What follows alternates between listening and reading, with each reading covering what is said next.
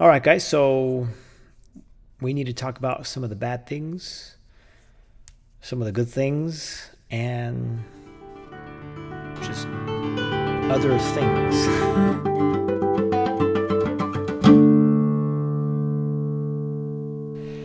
Let's start with the bad.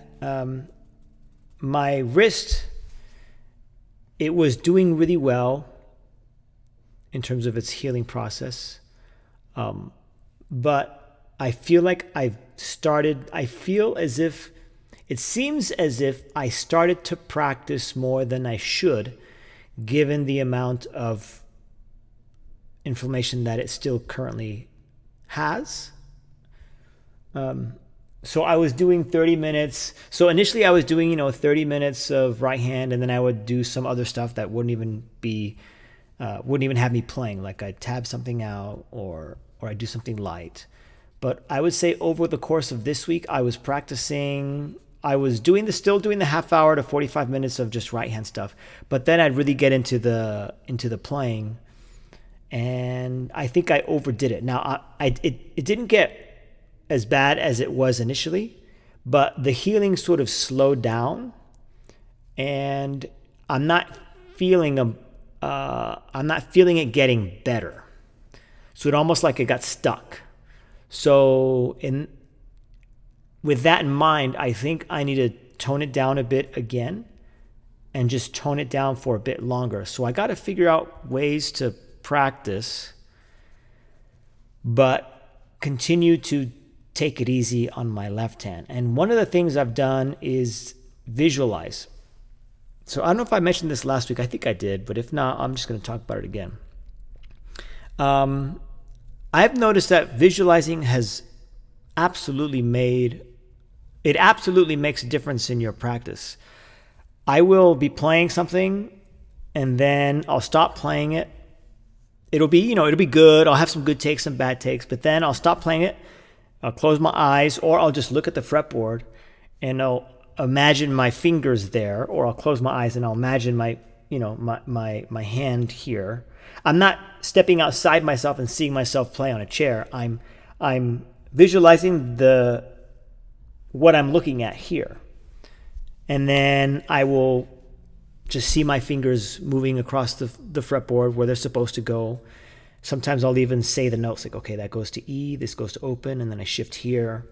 And then every single time I attempted to play that after I visualized it, almost every single time, I'm going to say 99% of the time, it was better. It was clean, it was smooth, there were hardly any mistakes. And then I realized, you know what? This works. This actually works. So then what I started to do, without even thinking about it, I would take my dog for his morning bike ride. And so I'm on my bike and he's just, beside me running or jogging. And in my mind, I'm visualizing this angle, right? I'm visualizing my hand on the fretboard. And I realized I was practicing, even though I wasn't practicing. And that was kind of like a revelation, like, oh my goodness, I can do this. So I'm going to start doing that more regularly to help. I think that's one way I can go about continuing to practice without actually putting my hand on the fretboard.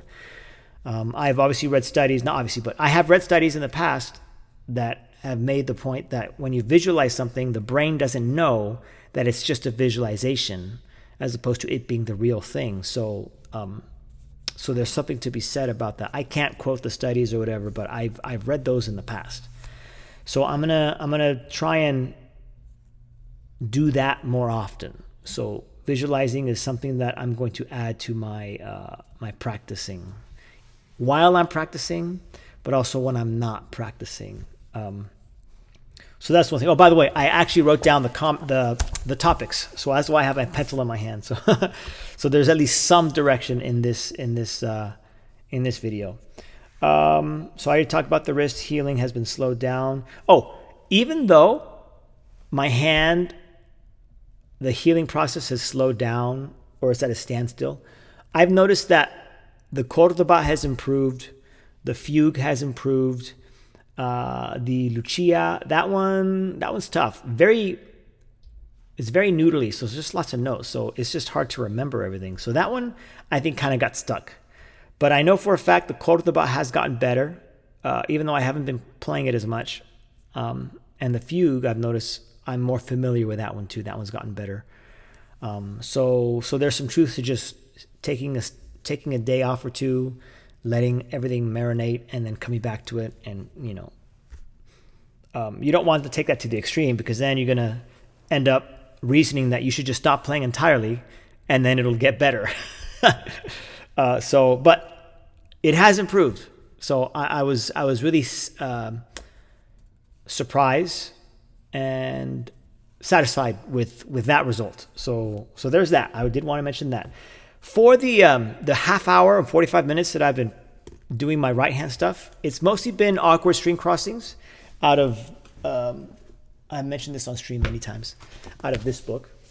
Okay, lots of right hand exercises that you could do from that book. Awkward string crossings, and then tremolo. And my tremolo has gotten really, really good. It's not the best, but it has improved. It's gotten a lot cleaner. It's not as gallopy. It seems to be starting to even itself out. And I'm just doing the basic thumb, ring, middle, index. I know there are guitarists that use different fingers, like Anna Vidovich. I think she goes index, middle, index, IMI, or it might be MIM. But she just does two finger tremolo. But I'm just doing the standard thumb, ring, middle, index. And the way I'm practicing it is I'm starting with my ring fingers. So the ring fingers becomes the 1. I'm counting 1, 2, 3, 4, or 1 E and a 2 E and a 3. And I'm going through all of the fingers. So then the middle finger becomes the 1 E and a 2 E and a 3. And then the index finger, and then finally the thumb, and then I put it all together. I've also been practicing the tremolo. Occasionally I've done this.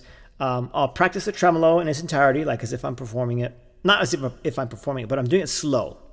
And I'm trying to reach the point where it starts to get sloppy, or it starts to feel like I've lost control of it. What I mean to say is that you could play it slow, 1, 2, 3, 4, and each finger is moving individually. Thumb, ring, middle, index, thumb, ring, middle.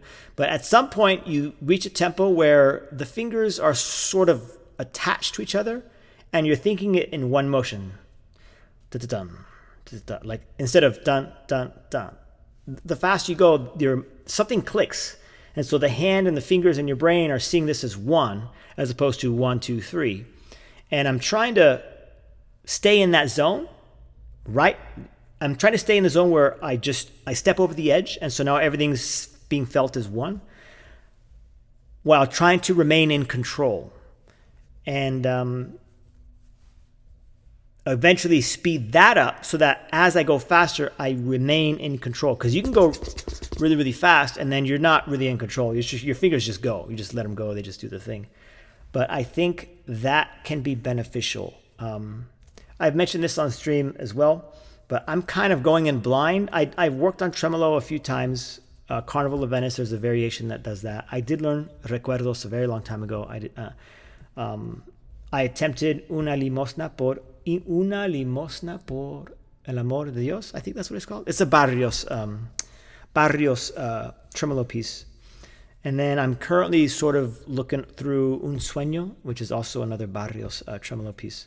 So I've done it in the past, but I've never done a deep dive and analyzed how to go about it. I've never figured out ways to clean it up. So that's been nice to sort of, discover things, I guess you could say. It's not much discovering, but it's just putting on my thinking cap and, working through it. So I did want to mention that. And that's every time I go on stream. That's basically every day. I'm just working the tremolo along with like I said, the awkward string crossings. Let's see. What else have I been doing? Oh, I've been practicing a duet. This is Mario Castelnuovo Tedesco. His name's up here. Okay. And I'm working out one of the preludes and fugues. It's the one in E major. And I'm going to play that with my friend Ricky at some point. So I'm learning one of the guitar part. I'm learning guitar 2. And I was looking through it, and I was like, he said, you can learn whichever. Let me know which part you want to learn. So I looked it over. I was like, I'm gonna do the easy one. just do guitar 2. So he's gonna do guitar 1. I'll do guitar 2, and hopefully, sometime at the end of this year, we'll have something to show you guys.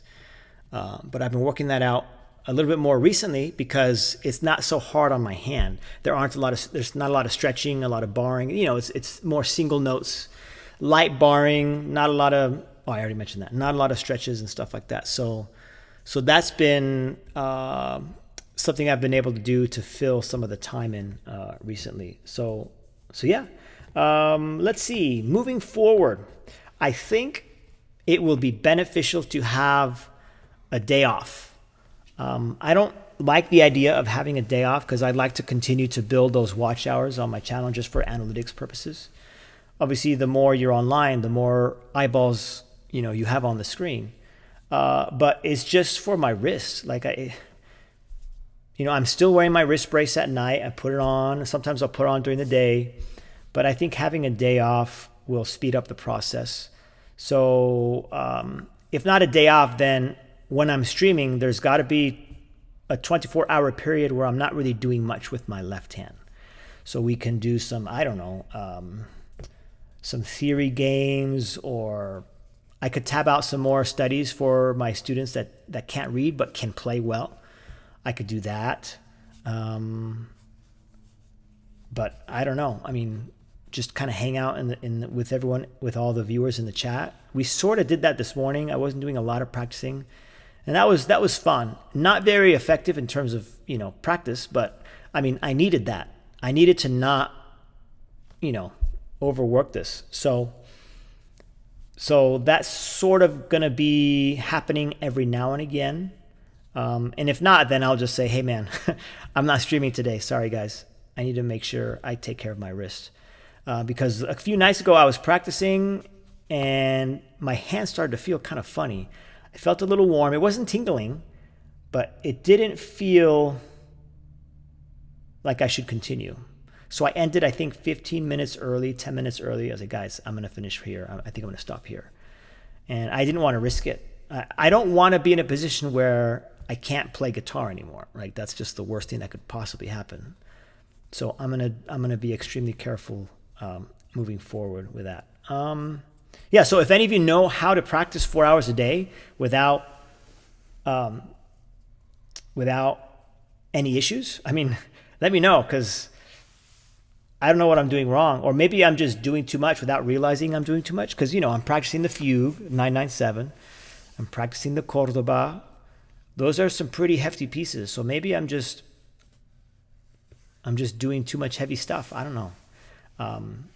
The Lucia, the Italian opera, that one isn't as heavy, but it's just very noodly. So you're just moving a lot, and that will obviously cause some problems too. So yeah. So I feel like maybe I'm forcing the progression a little bit too much, and maybe I got to take a step back and just practice a section here, do something else, do something different, do something lighter, come back to it. So that way there's just less stress on my hand. So that's kind of why I'm doing the right hand stuff to start the stream off. So I really think if I were to have done that from the get-go, I don't think I would be having this issue. So yeah, maybe that's what I got to do. But again, if any of you guys have some advice, like, hey man, I practice 4 hours a day and I've never had any issues. Here's what I do. Here's how I go about my routine. Guys, I'm all ears. I really want to get this figured out. I don't want to be stuck in this sort of limbo situation, forever. So yeah. The last thing I want to talk about is this potential concert. So I started streaming. Before I started streaming in February, I was already considering doing a concert. And so I knew I had to obviously practice and learn some music. And then I started streaming, and I think that's why I started streaming. I can't actually remember. But I think it was because I told myself, if I'm going to be practicing, might as well just stream it and just go from there. So I think that's how I got back into it. But anyways, that's besides the point. I wanted to have a concert, and the initial goal was sometime in the fall. If we have to push it back to the winter, then we push it back to the winter. But we're already in fall, and the pieces that I chose to play are not ready. I mean, there's no way. So I'm thinking it's going to be winter. And then I thought about it, and I was like, you know what I could do? I could do like a Valentine's Day thing. That would give me an extra 5 months, and it'd be great. It'd be more romantic. And classical guitars obviously, kind of leans that direction, or it can if you play the right repertoire, and it'd be great. And what's funny is I know the woman that runs the local winery, and she had mentioned it before. She had mentioned it when I met her. I said, hey, I do classical stuff too. So if you guys ever want me to do something, let me know. And then she had mentioned it. She's like, well, that's more sort of romantic, maybe for Valentine's Day. And it just had never occurred to me that, I could do that with this concert idea. So the concert could potentially be on Valentine's Day or Valentine's Day weekend or week or whatever. And see if everything can be ready by then. So that would be really cool. So I don't think I've ever mentioned this on a video, but might as well do it now. So my idea is to have a concert where people go and they go for the music, but they stay for the food. So I'm thinking if it's the winery, I set everything. The way it's set up is. The people, their dates, they go and they dress up nice. They're formally dressed. None of this hoodie, and jeans. It's like they're dressed nice in some nice slacks, a dress shirt. Women wear like a nice dress. Like they're going out to a nice posh place. So that's what I have in my mind. So they go there. Okay, they sit down. Obviously the tables would be arranged in a certain way so that they could see the performance. I come out, I play a couple of pieces, I talk about them or whatever. I leave, I do like a little set, 10, 15 minutes. And then the food comes out, like an appetizer.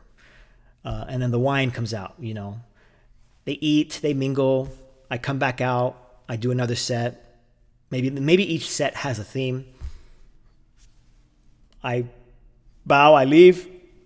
Main course comes, and now they're eating their steak or whatever they're eating, whatever they ordered. More wine, and they have their dinner. They chat it up with each other, with their date, with their family, And then I come out a third time, and then that process continues. And then after that, I step out. They have dessert, and then one of my viewers suggested having meet the artist afterwards.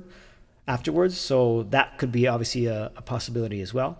But I think that would be a really, really nice evening, And it's all very proper, very formal. Like I said, everyone's dressed nice. I'll be in my suit, like you've seen so far in my 2 Sunday videos, performance videos. I would really like that. It would be nice to have a concert like that, prepare a lot of music, just like I used to when I was in school. I haven't done anything like that since I was in school. It's just been like a one-off here, one-off there, but not an actual concert. So that's a possibility. So that's what's been on my mind. And I'd have to revisit, obviously, the pieces that I haven't been working on, like the rest of the suite, the double, the prelude, the jig, and then I still have to learn the sarabande.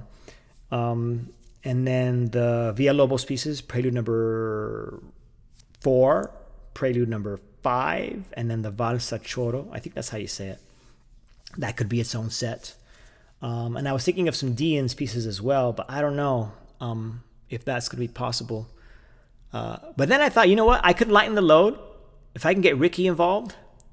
Ricky, if you're here, if you're watching, okay, think about it. We could do a duet or 2 or 3, and then maybe he can also do a set in case I'm not prepared. I don't have all of the material ready, all the pieces ready. He can help lighten the load. But, that's a possibility. So yeah, I think that's pretty much everything. What I need to do this week is set a goal. I think I said that last week, but I actually need to set a goal. So work on this piece this many times, or this piece, work this section. I needed to be at something measurable, which means I'm gonna have to pull out the metronome. I know I don't like using the metronome, and I know that's very sacrilege, but I stand by it. I just don't like it. But it's necessary, I think, if I want to have a measurable goal. So maybe I need to come up with like I need to learn, the first 3 pages of quote of the Bible, and obviously be more specific, like from measure 1 to measure this or that at the end of this phrase. Okay, it's got to be at this tempo, smooth, more or less clean, and I think that'll help get these things, more or less ready. But in the meantime, I need to make sure I take it easy with my wrist, with my hand, continue to wear the wrist brace at night, and I think that's it. I don't know. Hopefully this video was useful to someone. I feel like I wasn't really, I don't know. It feels like I was kind of nothing really deep, but again, I'm just talking off the cuff. I mean, I had some topics here, but that's it. So I think I'm going to leave it there. I think, overall, we're making progress.